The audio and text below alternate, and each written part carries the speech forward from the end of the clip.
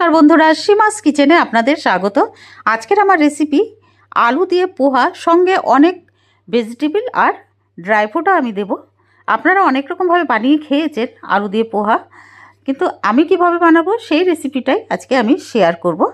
এই রেসিপির জন্য আমি একটা কড়াইতে নিয়েছি 1 চামচ সর্ষের তেল। তেলটা গরম হয়ে এলেই আমি দিয়েছি একটা বড় সাইজের আলু, আমি এরকম পিস করে কেটে রেখেছিলাম।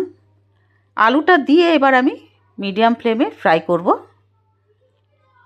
এবার 2 থেকে 3 মিনিট আমি ফ্রাই করার পর আমি দিয়ে দেবো একটুখানি নুন আর সঙ্গে বাদাম, চীনা বাদাম দিয়ে এবার আবার আমি নাড়তে থাকবো মিডিয়াম ফ্লেমে। 2 থেকে 3 মিনিট নাড়ার পরে আমি দিয়ে দেবো একটু হলদি পাউডার, একটুখানি কাশ্মীরি রেড চিলি পাউডার কালারের জন্য। দেওয়ার পরে আবারও আমি নাড়ব। এবার আমি দিয়ে দেব কারি পাত্তা। কারি পাত্তা দেওয়ার পরে আবারও আমি ফ্রাই করতে থাকবো। ফ্রাই করতে করতে যখন কালার একদম চেঞ্জ হয়ে যাবে, এবার আমি একটু চেক করে নেব যে আলুটা সেদ্ধ হয়েছে কি না। দেখুন আলুটা সেদ্ধ হয়ে গেছে। এবার আমি আর একটু নাড়ার পরে একটা প্লেটে তুলে নেব এই আলু বাদাম ভাজাগুলোকে। এবার ওই কড়াইতে আমি দিয়ে দেবো আর 1 চামচ সর্ষের তেল। তেলটা গরম হয়ে এলেই আমি দিয়েছি 1 চামচ সর্ষে আর শুকনো লঙ্কা চিড়ে রেখেছিলাম, আর সঙ্গে একটা বড় সাইজের পেঁয়াজ কুচিয়ে রেখেছিলাম। ওই পেঁয়াজটা দেওয়ার পর আমি ফ্রাই করব। ফ্রাই করতে করতে পেঁয়াজের কালারটা যখন একটু চেঞ্জ হয়ে আসবে, তখন আমি দিয়ে দেবো গাজর। গাজর আর সঙ্গে দিয়েছি বিনস, কারণ গাজর আর বিনস একটু টাইম লাগে সেদ্ধ হতে, তাই আগেই দিয়ে দিয়েছি।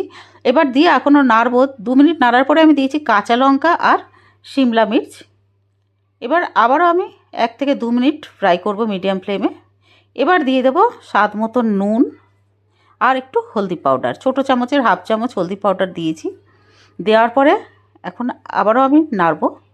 2 থেকে 3 মিনিট আমি নাড়তে থাকবো। এবার দেখুন আমি পোহাগুলোকে একটা স্ট্রেনারের উপরে ঢেলে আমি জল দিয়ে ধুয়ে নিয়েছি। ব্যাস, জাস্ট এইভাবে ধুয়ে নিয়েছি, আমি ভিজিয়ে রাখিনি।